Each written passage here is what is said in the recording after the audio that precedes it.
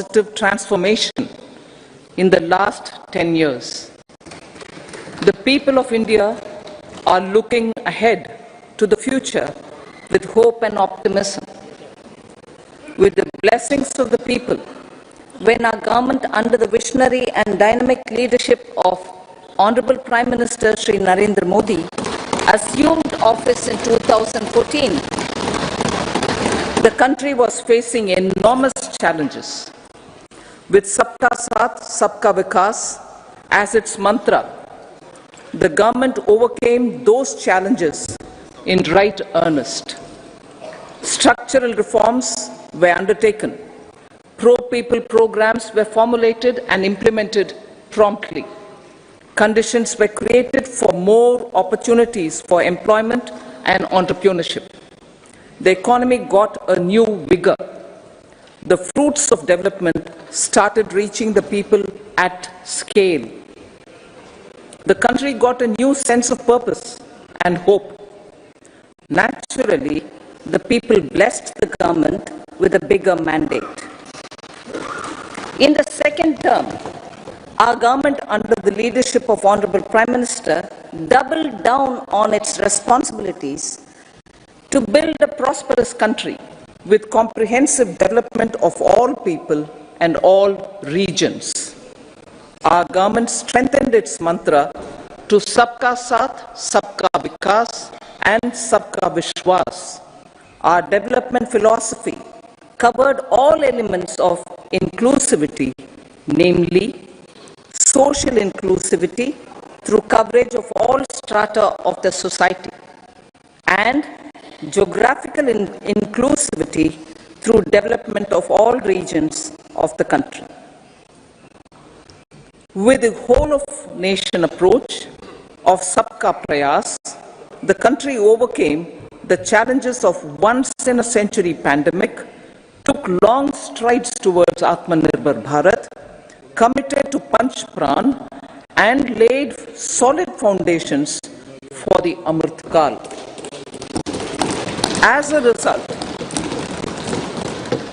result, our young country has high aspirations, pride in its present, and hope and confidence for a bright future. We expect that our government, based on its stupendous work, will be blessed again by the people with a resounding mandate. Inclusive development and growth. Our humane and inclusive approach to development is a marked and deliberate departure from the earlier approach of provisioning up to village level. Development programs were thus provisioned. In the last 10 years, however, have targeted each and every household and individual through housing for all, Har Ghar Jal, electricity for all, cooking gas for all, bank accounts and financial services for all in record time. The worries about food have been eliminated through free ration for 80 crore people. Minimum support prices for the produce of Annadata are periodically increased appropriately. These and the provision of basic necessities have enhanced real income in the rural areas.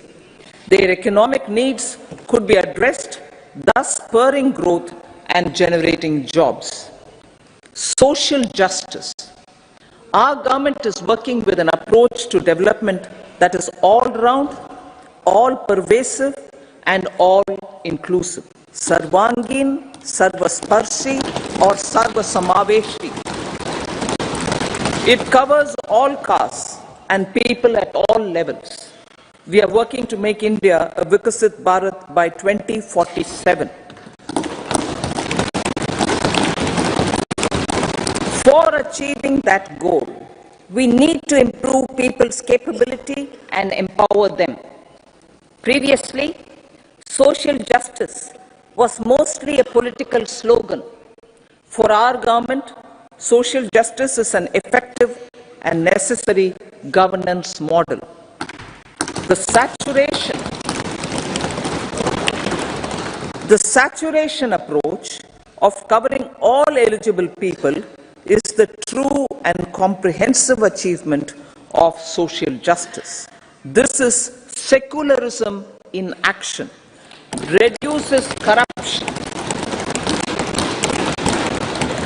and prevents nepotism, prevents by Bhatijawad. There is transparency and assurance that benefits are delivered to all eligible people. The resources are distributed fairly. All, regardless of their social standing, get access to opportunities. We are addressing systemic inequalities that had plagued our society. We focus on outcomes and not on outlays, so that the social economic transformation is achieved. As our Prime Minister firmly believes, we need to focus on 4 major castes. They are Garib, Mahilayein, Yuva and Annadata. Their needs, their aspirations and their welfare are our highest priority. The country progresses when they progress. All 4 require and receive government support in their quest to better their lives. Their empowerment and well-being will drive the country forward. Garib Kalyan, Desh Ka Kalyan. We believe in empowering the poor. The earlier approach of tackling poverty through entitlements had resulted in very modest outcomes. When the poor became empowered partners in the development process, government's power to assist them also increases manifold. With the pursuit of Sabka Saath, in these 10 years, the government has assisted 25 crore people to get freedom from multi-dimensional poverty. Our government's efforts are now getting synergized with energy and passion of such empowered people. This is truly elevating them from poverty. Direct benefit transfer of 34 lakh crore rupees from the government using PM Jan-Dhan accounts has led to savings of 2.7 lakh crores of rupees for the government. This savings has been realized through avoidance of leakages prevalent earlier. The savings have helped in providing more funds for Garib Kalyan. PM Swanidhi has provided credit assistance to 78 lakh street vendors. From that total of 78 lakh street vendors, 2.3 lakh have received credit for the 3rd time. PM Jan-Man Yojana reaches out to the particularly vulnerable tribal groups who have remained outside the realm of development so far. PM Vishwakarma Yojana provides end-to-end support to artisans and craftspeople engaged in 18 trades. The schemes for empowerment of Divyangs and transgender persons reflect firm resolve of our government to leave no one behind. Welfare of Annadata. Farmers are our Annadata. Every year under PM Kisan Samman Yojana, direct financial assistance is provided to 11.8 crore farmers,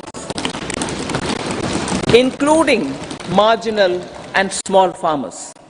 Crop insurance is given to 4 crore farmers under PM Fasal Bima Yojana. These, besides several other programs, are assisting Annadata in producing food for the country and for the world. Electronic National Agricultural Market has integrated 1,361 mandis and is providing services to 1.8 crore farmers with trading volume of 3 lakh crores of rupees. The sector is poised for inclusive, balanced, higher growth and productivity. These are facilitated from farmer-centric policies, income support, coverage of risks through price and insurance support, promotion of technologies and innovations through startups. Empowering the Amrit Pidi, the Yuva. Our prosperity depends on adequately equipping and empowering the youth. The National Education Policy 2020 is ushering the transformational reforms. PM Schools for Rising India, PM Shri, are delivering quality teaching and nurturing holistic and well-rounded individuals. The Skill India mission has trained 1.4 crore youth, upskilled and reskilled 54 lakh youth, and established 3,000 new ITIs. A large number of institutions of higher learning, namely 7 IITs, 16 triple ITs, 7 IIMs, 15 AIMS, and 390 universities have been set up. PM Mudra Yojana has sanctioned 43 crore loans aggregating to 22.5 lakh crores of rupees for entrepreneurial aspirations of our youth. Besides that, Fund of Funds, Startup India, and Startup Credit Guarantee schemes are assisting our youth. They are also becoming Rozgar Data. The country is proud of our youth scaling new heights in sports. The highest ever medal tally in Asian Games and Asian Para Games in 2023 reflects a high confidence level.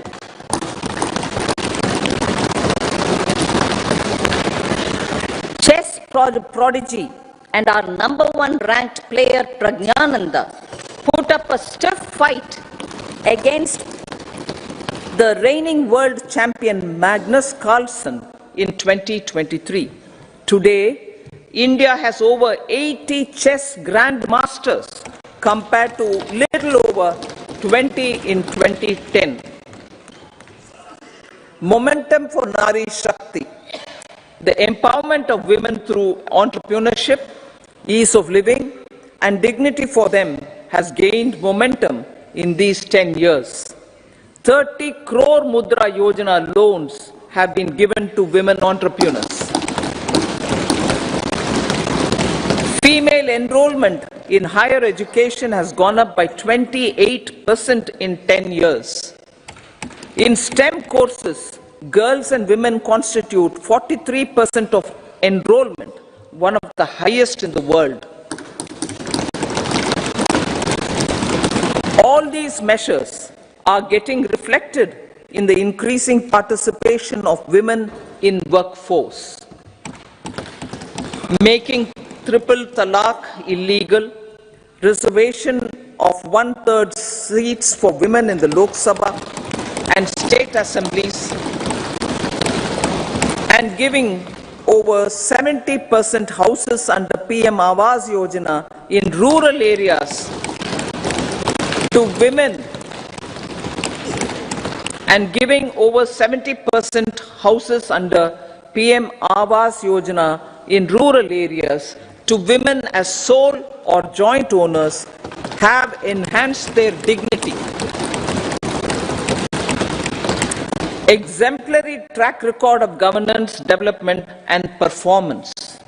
Besides delivering on high growth in terms of gross domestic product, the government is equally focused on a more comprehensive GDP, that is, governance, development and performance.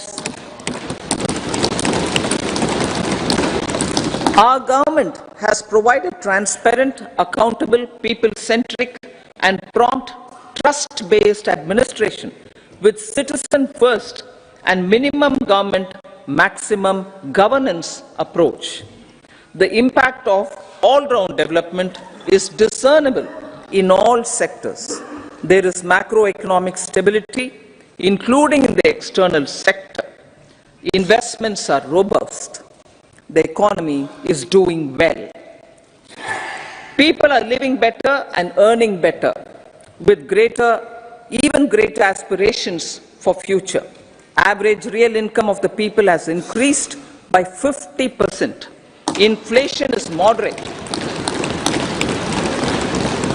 People are getting empowered, equipped, and enabled to pursue their aspirations. There is effective and timely delivery of programs and of large projects. Economic management. The multi-pronged economic management over the past 10 years has complemented people-centric, inclusive development. Following are some of the major elements. 1. All forms of infrastructure, physical, digital, or social, are being built in record time.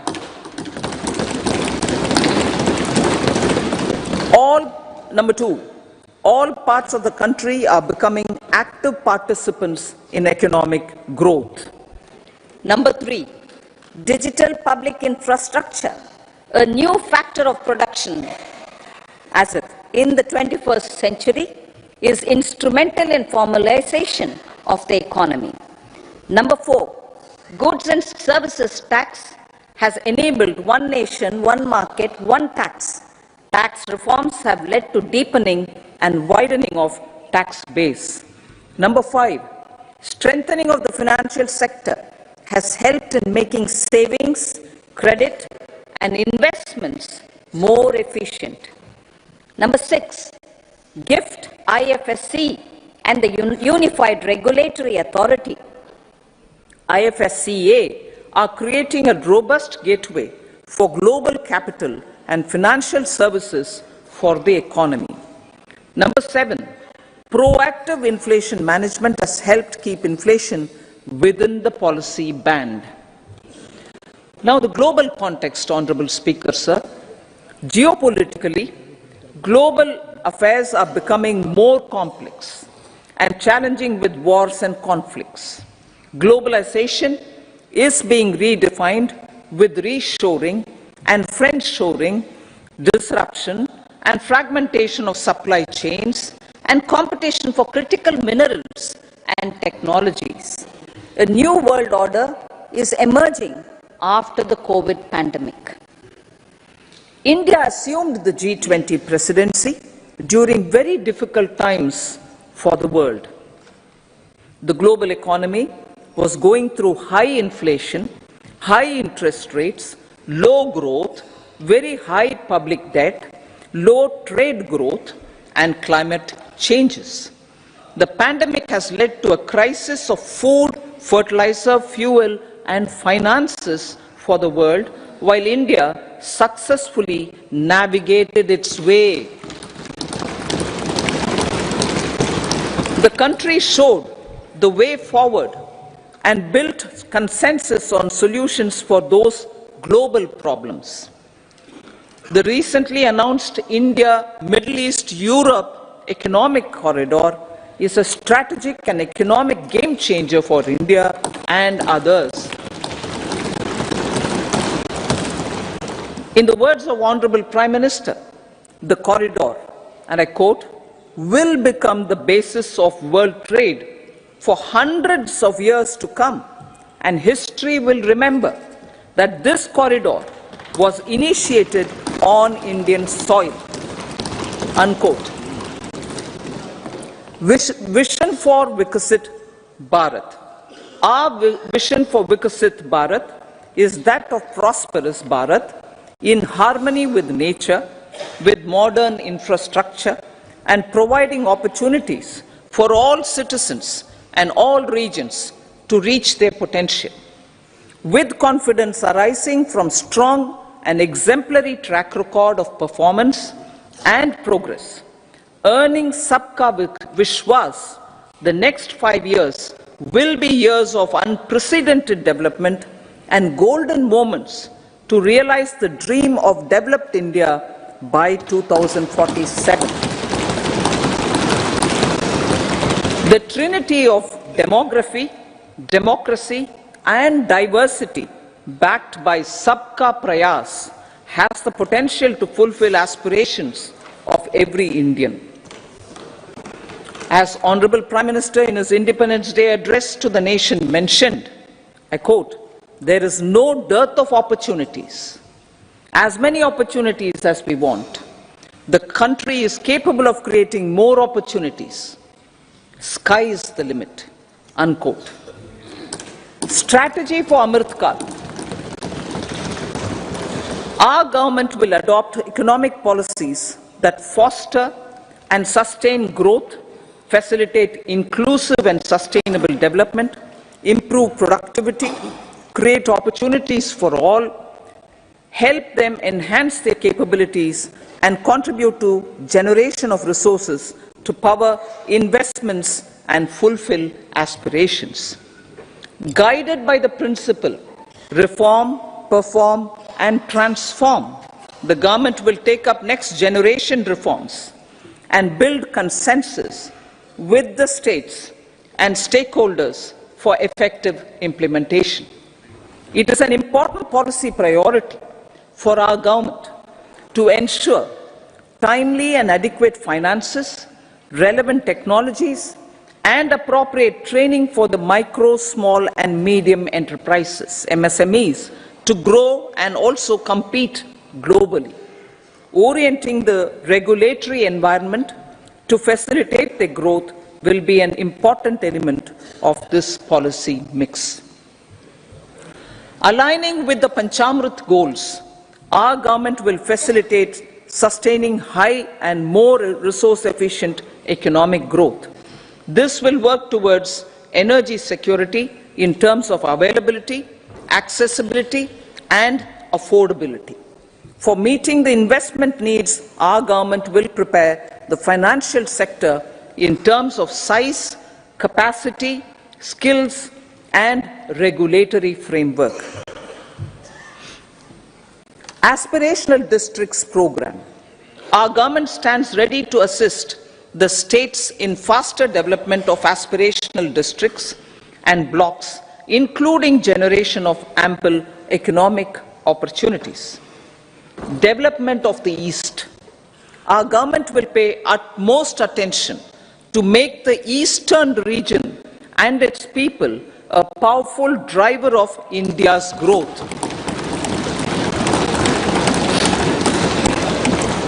PM Awas Yojana Gramin. Despite the challenges due to COVID, implementation of PM Awas Yojana Gramin continued, and we are close to achieving the target of 3 crore houses.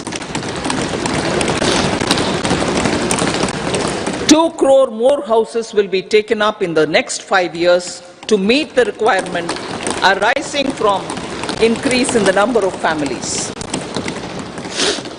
Rooftop solarization and Muft Bijli. Through rooftop solarization, 1 crore households will be enabled to obtain up to 300 units free electricity every month. This scheme follows the resolve of Honorable Prime Minister on the historic day of consecration of Sri Ram Mandir in Ayodhya. Following benefits are expected. Savings up to 15 to 18,000 rupees annually for households from free solar electricity and selling the surplus to the distribution companies. Charging of electric vehicles. Entrepreneurship opportunities for a large number of vendors for supply and installation. Employment opportunities for the youth with technical skills in manufacturing, installation, and maintenance. Housing for middle class. Our government will launch a scheme to help deserving sections of the middle class, and I quote from Honorable Prime Minister's words, living in rented houses or slums or chawls and unauthorized colonies, unquote, to buy or build their own houses.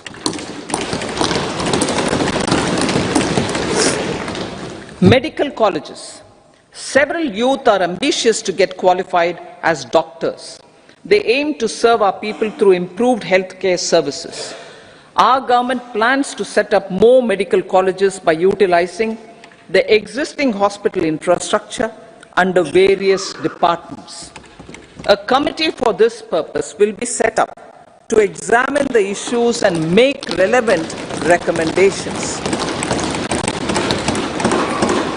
Cervical cancer vaccination. Our government will encourage vaccination for girls in the age group of 9 to 14 years for prevention of cervical cancer. Maternal and child health care. Various schemes for maternal and child care will be brought under one comprehensive program for synergy in implementation. Upgradation of Anganwadi centers under Saksham Anganwadi and Poshan 2.0 will be expedited for improved nutrition delivery, early childhood care and development. The newly designed U-Win platform for managing immunization and intensified efforts of Mission Indradhanush will be rolled out expeditiously throughout the country. Ayushman Bharat. Healthcare cover under Ayushman Bharat scheme will be extended to all ASHA workers, to all Anganwadi workers and helpers. Agriculture and food processing. The efforts of value addition in agriculture sector and boosting farmers' incomes will be stepped up. Pradhan Mantri Kisan Sampada Yojana has benefited 38 lakh farmers and generated 10 lakh employment. Pradhan Mantri Formalization of Micro Food Processing Enterprises Yojana has assisted 2.4 lakh SHGs and 60,000 individuals with credit linkages. Other schemes are complementing the efforts for reducing post-harvest losses and improving productivity and incomes. For ensuring faster growth of the sector, our government will further promote private and public investment in post-harvest activities, including aggregation, modern storage, efficient supply chains, primary and secondary processing and marketing and branding. Nano DAP. After the successful adoption of nano urea, application of nano DAP on various crops will be expanded in all agroclimatic zones. Atmanirbhar Oil Seeds Abhiyan. Building on the initiative announced in 2022, a strategy will be formulated to achieve Atmanirbharta for oil seeds such as mustard, groundnut, sesame, soya bean and sunflower. This will cover research for high-yielding varieties, widespread adoption of modern farming techniques, market linkages, procurement, value addition and crop insurance. Dairy development. A comprehensive program for supporting dairy farmers will be formulated. Efforts are already on to control foot and mouth disease. India is the world's largest milk producer with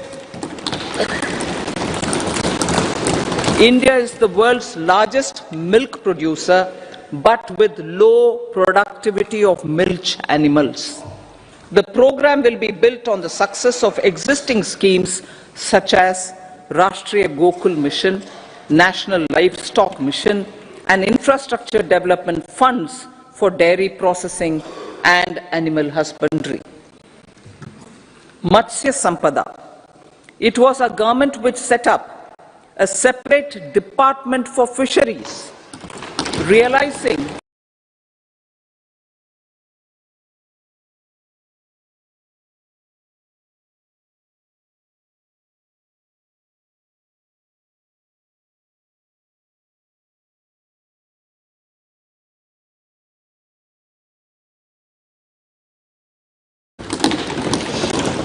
charging of electric vehicles, entrepreneurship opportunities for a large number of vendors for supply and installation, employment opportunities for the youth with technical skills in manufacturing, installation, and maintenance.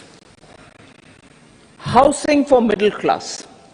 Our government will launch a scheme to help deserving sections of the middle class, and I quote from Honorable Prime Minister's words, living in rented houses or slums or chawls and unauthorized colonies, unquote, to buy or build their own houses.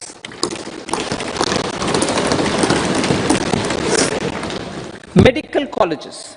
Several youth are ambitious to get qualified as doctors. They aim to serve our people through improved healthcare services.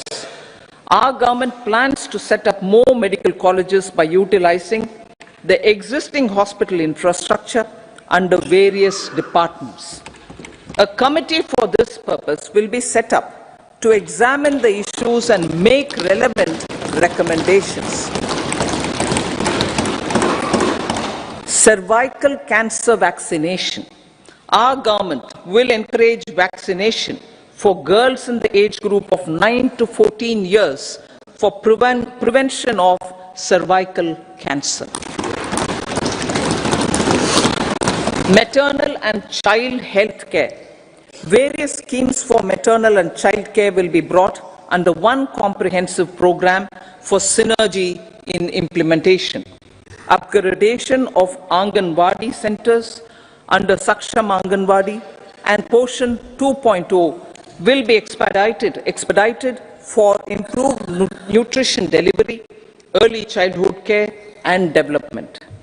The newly designed U-Win platform for managing immunization and intensified efforts of Mission Indradhanush will be rolled out expeditiously throughout the country.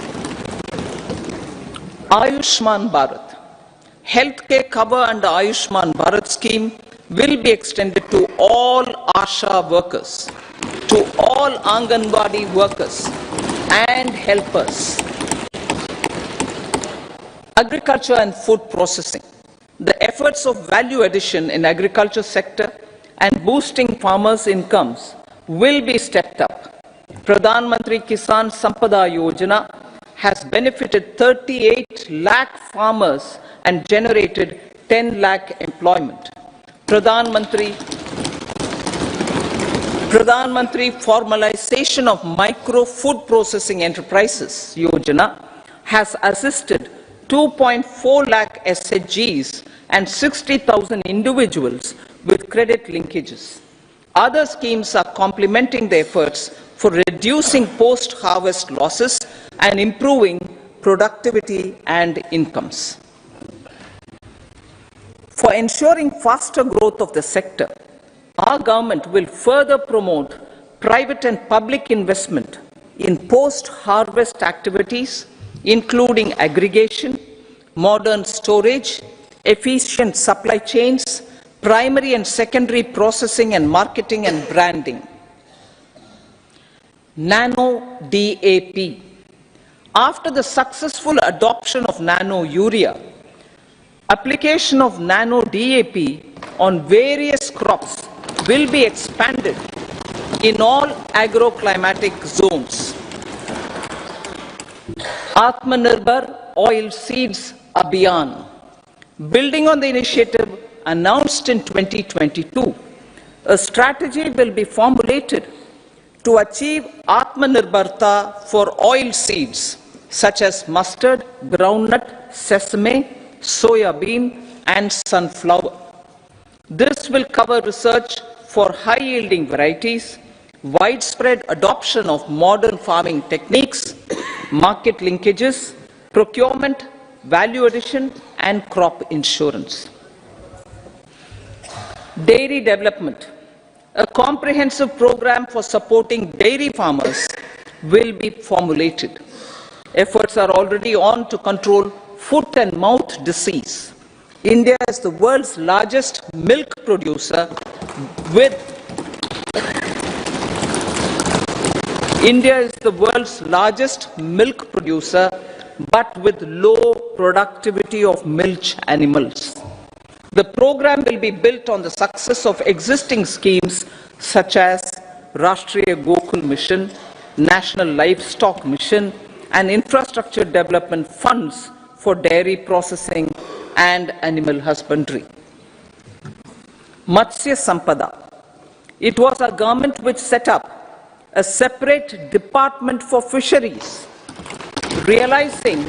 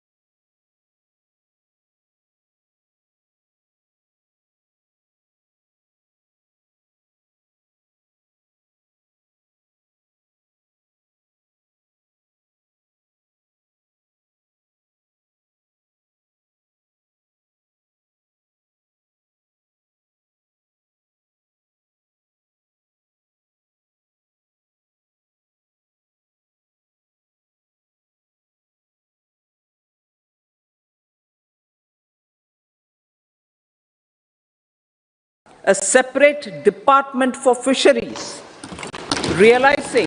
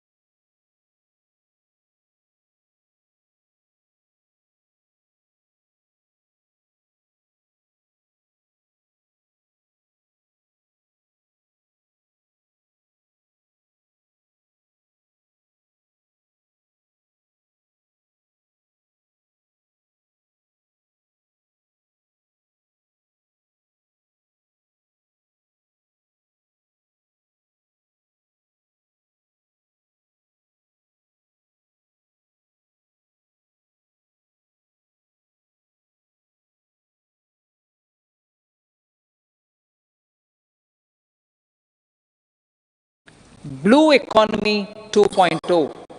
For promoting climate resilient activities for Blue Economy 2.0, a scheme for restoration and adaptation measures and coastal aquaculture and mariculture with integrated and multi-sectoral approach will be launched.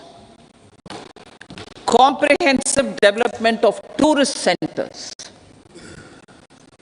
The success of organizing G20 meetings in 60 places presented diversity of India to global audience. Our economic an attractive destination for business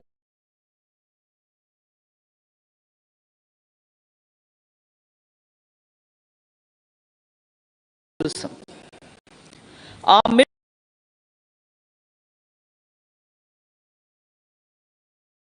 class also now aspires to travel and experience,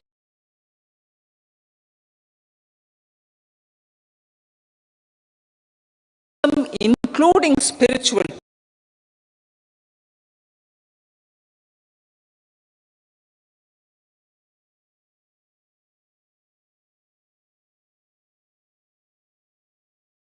has local entrepreneurship.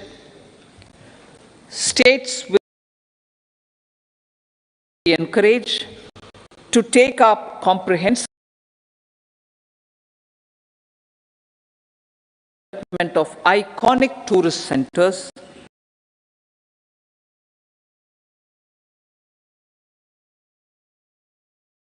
and marketing bilateral investment treaties with our foreign partners in the spirit of First Develop India. FDI is First Develop India. Reforms in the states for Vikasit Bharat. Many growth and development enabling reforms are needed in the states for realizing the vision of Vikasit Bharat. A provision of 75,000 crore rupees as 50-year interest-free loan is proposed this year to support those milestone-linked reforms by the state governments. Societal changes. The government will form a high-powered committee for an extensive consideration of the challenges arising from fast population growth and demographic changes. The committee will be mandated to make recommendations for addressing these challenges comprehensively in relation to the goal of Vikasit Bharat. Amrit Kal as Kartavya Kal. Our government stands committed to strengthening and expanding the economy with high growth and to create conditions for people to realize their aspirations. Honorable Prime Minister, in his Independence Day address to the nation in the 75th year of our Republic, said, and I quote, "We commit ourselves to national development with new inspirations, new consciousness, new resolutions as the country opens up immense possibilities and opportunities. It is our Kartavya Kal." Unquote. Every challenge of the pre-2014 era was overcome through our economic management and our governance. These have placed the country on a resolute path of sustained high growth. This has been possible through right policies, true intentions, and appropriate decisions. In the full budget in July, Honorable Speaker, our government will present a detailed roadmap for our pursuit of Vikasit Bharat.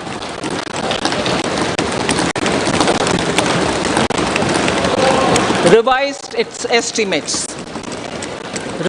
estimates of 2023-24. The revised estimate of the total receipts other than borrowings is 27.56 lakh crores of rupees, of which the tax receipts are 23.24 lakh crore rupees. The revised estimate of total expenditure is 44.90 lakh crore rupees.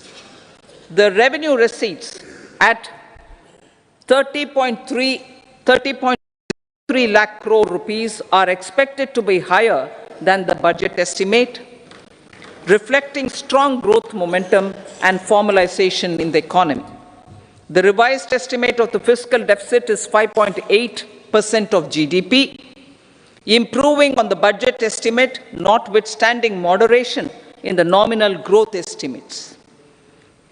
Budget estimates for 2024-25.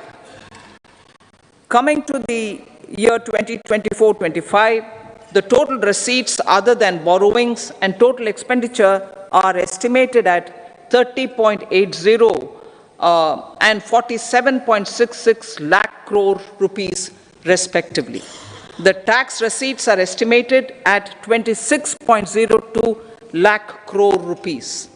The scheme of 50-year interest-free loan for capital expenditure to states will be continued this year with an outlay of 1.3 lakh crore rupees. We continue on the path of fiscal consolidation, as announced in my budget speech of 2021-22, to reduce fiscal deficit below 4.5% by 25-26. The fiscal deficit in 2024-25 is estimated to be 5.1% of GDP, adhering to that path. So the gross and net market borrowings through dated securities during 24-25 are estimated at 14.13 lakh crore rupees and 11.75 lakh crore respectively. Both will be less than that in 23-24. Now that the private investments are happening at scale, the lower borrowings by the central government will facilitate larger availability of credit for the private sector. Vote on account. I'll be seeking vote on account approval of the Parliament through the appropriation bill for a part of the financial year 2024-25. I will now move to Part B. Honorable Speaker, sir, over the last 10 years, the direct tax collections have more than trebled and the return filers swelled 2.4 times. I would like to assure the taxpayers that their contributions have been used wisely for the development of the country and welfare of its people. I appreciate the taxpayers for their continued support. The government has reduced and rationalized tax rates. Under the new tax scheme, there is now no tax liability for taxpayers with income up to 7 lakh rupees, up from 2.2 lakh rupees in the financial year 2013-14. The threshold for presumptive taxation for retail businesses was increased from 2 crores to 3 crores. Similarly, the threshold for professionals eligible for presumptive taxation was increased from 50 lakh rupees to 75 lakh rupees. Also, corporate tax rate was decreased from 30% to 22% for existing domestic companies and to 15% for certain new manufacturing companies. Honorable Speaker, sir, in the last 5 years, our focus has been to improve taxpayer services. The age-old jurisdiction-based assessment system was transformed with the introduction of faceless assessment and appeal, thereby imparting greater efficiency, transparency, and accountability. Introduction of updated income tax returns, a new Form 26AS, and pre-filling of tax returns have made filing of tax returns simpler and easier. Average processing time of returns has been reduced from 93 days in the year 2013-14 to a mere 10 days this year, thereby making refunds faster. Indirect taxation. By unifying the highly fragmented indirect tax regime in India, the GST has reduced the compliance burden on trade and industry. The industry has acknowledged the benefits of GST. According to a recent survey conducted by a leading consulting firm, 94% of industry leaders view the transition to GST as largely positive. According to 80% of the respondents, it has led to supply chain optimization, as elimination of tax arbitrage and octroi has resulted in disbanding of checkposts at the state and city boundaries. At the same time, tax base of GST more than doubled, and the average monthly gross GST collection has almost doubled to 1.66 lakh crores this year. States too have benefited. States' SGST revenue, including compensation released to states in the post-GST period of 2017-18 to 2022-23, has achieved a buoyancy of 1.22. In contrast, the tax buoyancy of state revenues from subsumed taxes in the pre-GST four-year period of 2012-13 to 2015-16 was a mere 0.72. The biggest beneficiaries are consumers, as reduction in logistic cost and taxes have brought down prices of most goods and services. We have taken a number of steps in customs to facilitate international trade.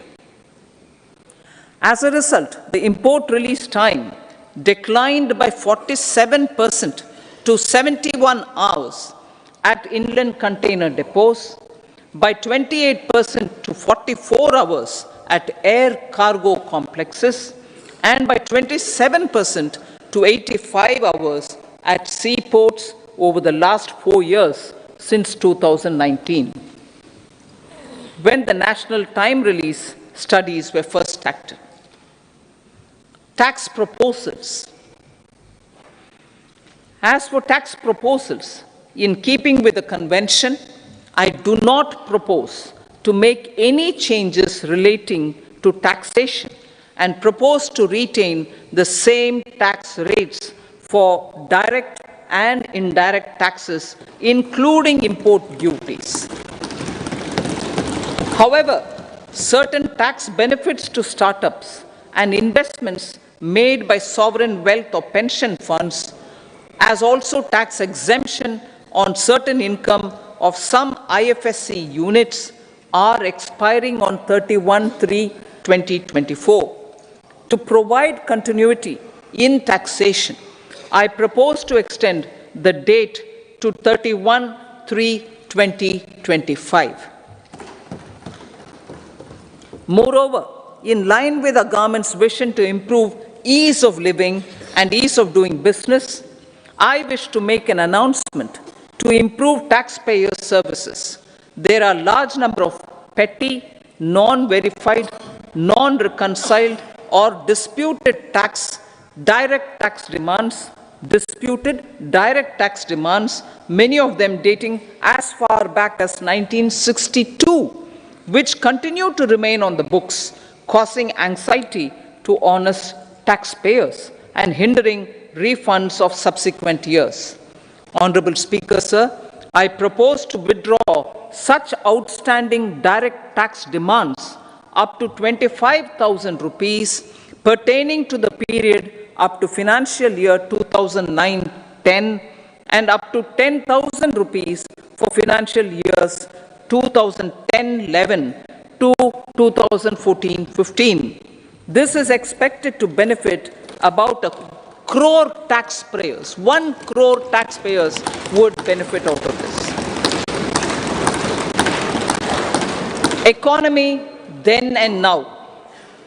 In 2014, when our government assumed the reins, the responsibility to mend the economy step by step and to put the governance systems in order was enormous. The need of the hour was to give hope to the people, to attract investments, and to build support for the much needed reforms. The government did that successfully following a strong belief of nation first. The crisis of those years has been overcome and the economy has been put firmly on a high sustainable growth path with all-round development. It is now appropriate to look at where we were then. I repeat, it is now appropriate to look at where we were then till 2014 and where we are now, only for the purpose of drawing lessons from the mismanagement of those years. The government will lay a white paper on table of the House.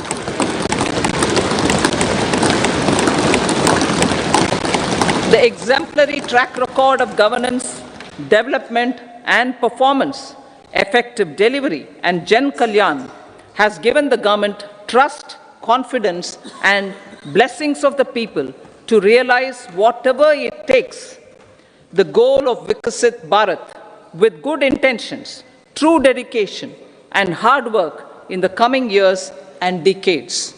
With this, Honorable Speaker, I commend the interim budget to this august House. Jai Hind.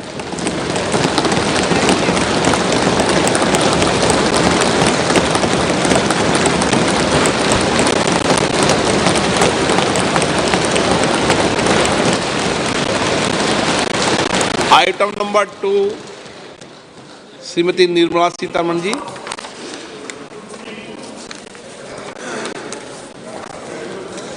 So, with your permission, I rise to lay on the table the following statements under Section 3(1) of the Fiscal Responsibility and Budget Management Act 2003, Medium-Term Fiscal Policy cum Fiscal Policy Strategy Statement and Macroeconomic Framework Statement. Item number 3 Shrimati Nirmala Sitharaman ji. Sir, with your permission, I rise to move for leave to introduce the Finance Bill 2024. प्रश्न ये कि विधेयक को पुनर्स्थापित करने की अनुमति प्रदान की जाए। जो सदस्य इसके पक्ष में हाँ कहें, जो सदस्य विरोध में ना कहें। मेरे विचार में निर्णय हाँ वालों के पक्ष हुआ, हाँ वालों के पक्ष हुआ। माननीय मंत्री जी विधेयक को पुनर्स्थापित करें। So I introduce the bill. सभा की कार्रवाई शुक्रवार दिनांक 2 फरवरी 2024 को प्राप्त 11 बजे तक के लिए स्थगित की जाती है।